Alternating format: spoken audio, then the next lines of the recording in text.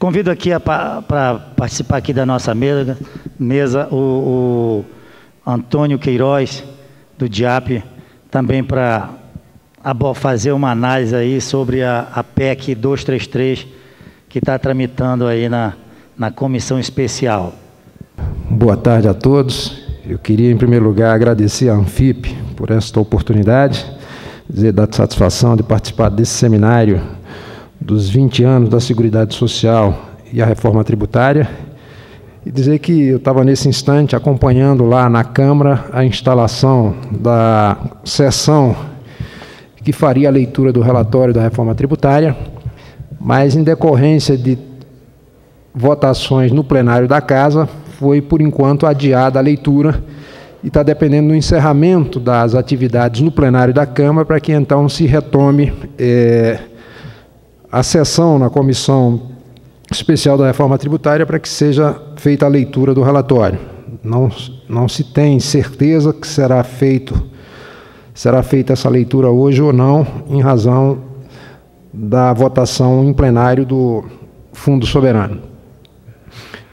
De qualquer maneira, a gente vai ter essa informação ainda no decorrer desse painel, se haverá ou não a leitura da reforma, da proposta de reforma. Eu estou vendo aqui a programação do painel e teremos, na sequência, depois desse painel que fui convidado agora a participar, um outro tratando dos direitos sociais. Eu queria aqui, antes de entrar no meu tema propriamente, fazer um registro. Nós já estamos aqui entre nós com o deputado constituinte Geraldo Campos, que foi um verdadeiro gigante no debate dos direitos dos trabalhadores, dos servidores públicos, dos aposentados, por ocasião do processo constituinte. O deputado Geraldo presidiu a subcomissão especial, a subcomissão dos direitos dos trabalhadores e servidores públicos durante a Constituinte, e, além de ter presidido, foi, na prática, o relator, na medida em que o deputado Mairo Limas teve problema de saúde com a família nesse período e o deputado Geraldo Campos assumiu essa relatoria. Foi ainda relator do regime jurídico único dos servidores, de modo que é uma pessoa que, ao ser convidado para esse evento, se presta uma grande homenagem pelos serviços prestados aos servidores públicos. Os servidores públicos, se têm conquistas importantes hoje, em grande medida as devem ao Geraldo pelo seu empenho, pela sua dedicação, pela sua capacidade de articulação. De modo que eu queria fazer esse registro, cumprimentando e agradecendo ao deputado Geraldo pelo excelente serviço prestado. Muito obrigado, Geraldo. Um abraço. O período constituinte, e eu queria fazer um registro a respeito disso, foi extremamente positivo para o povo brasileiro, basicamente por 4 motivos. Quer dizer, tivemos nesse processo basicamente 4 motivos.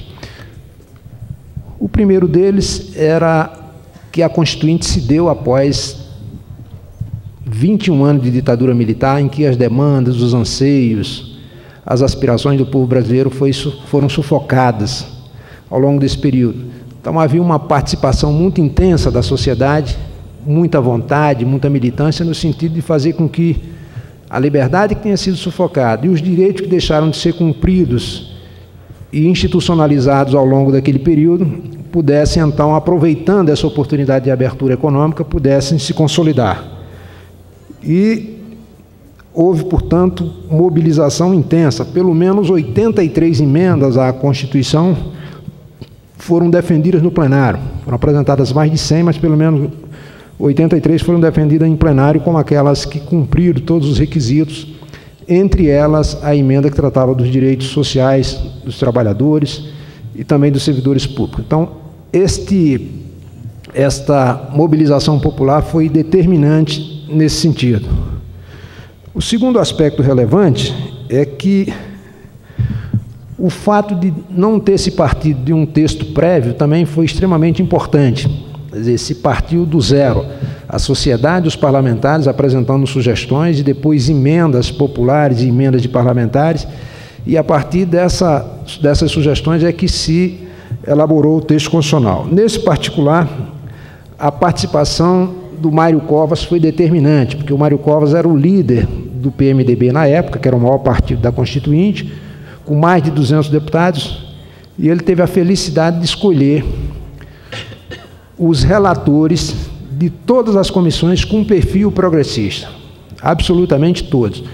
Onde houve retrocesso, foi por cima ou através da rejeição do relatório do relator. Eu lembro aqui, por exemplo, o relator da área de comunicação, que foi o Arthur da Távora, teve seu relatório rejeitado, né?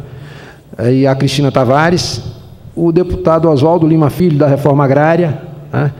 Você tinha, por exemplo, na ordem econômica, o Severo Gomes, que conseguiu avanços importantes, na Comissão dos Direitos dos Trabalhadores e Servidores Públicos, ou da ordem social, Almir Gabriel como relator geral, o Geraldo como presidente e relator. Então, esse método de elaboração, sem que partisse de um projeto prévio, foi, na minha avaliação, extremamente importante, porque as forças sociais e os parlamentares progressistas dessas subcomissões puderam dar essa contribuição extremamente relevante. Outro aspecto que, na minha avaliação, também contribuiu para isso foi o fato de que o presidente da República da época se dedicou basicamente a 2 temas e deixou que a Constituinte trabalhasse com liberdade em relação aos demais. O primeiro tema foi o tamanho do seu mandato, que era de 6 anos, a Constituinte queria reduzir para 4 e ele brigou para que fosse 5. Né? E o segundo foi o sistema de governo, que a Constituinte previa parlamentarista e o presidente desejava presidencialista, e que findou vencendo nos 2 aspectos.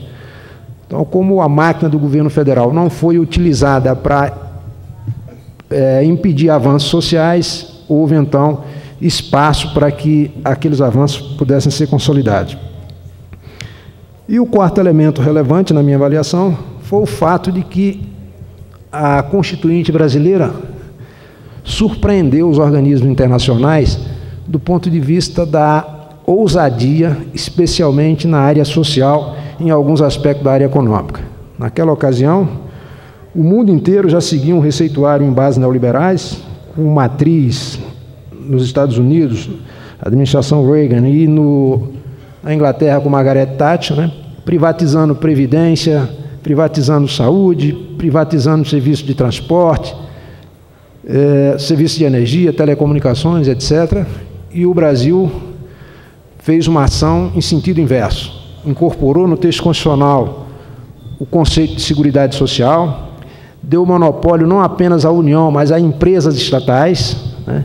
Elevou à condição de direito constitucional uma série de conquistas dos trabalhadores que antes estavam apenas em acordos ou convenções coletivas e constitucionalizou e ampliou os direitos dos servidores públicos.